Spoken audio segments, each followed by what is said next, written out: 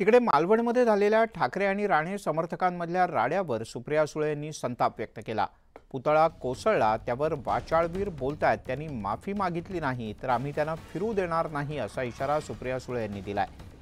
जे सत्तेत आहेत ते जबाबदारी घ्यायला तयार नाहीत असं म्हणत त्यांनी नारायण राणे यांच्यावरही टीका केली। ज्या पद्धतीने छत्रपती शिवाजी महाराजांच्या पुतळा जो कोसळला अशी दुर्दैवी घटना घडली आणि त्याच्यावर हे वाचाळवीर या सरकारमधले बोलतायत त्याचा मी जाहीर निषेध करते।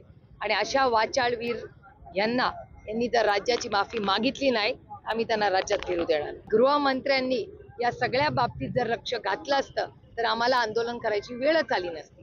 ज्या गृहमंत्र्यांच्या टीम मधला एका पोलिसावर कोयता गँग अटॅक करते अशा तर गृहमंत्र्यांनी राजीनामा नैतिकतेवर द्यावा।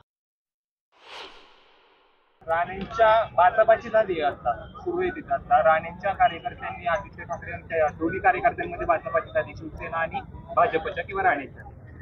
हे दुर्दैव आहे की जे आज सत्तेमध्ये आहेत ते जबाबदारीच घ्यायला तयार नाही।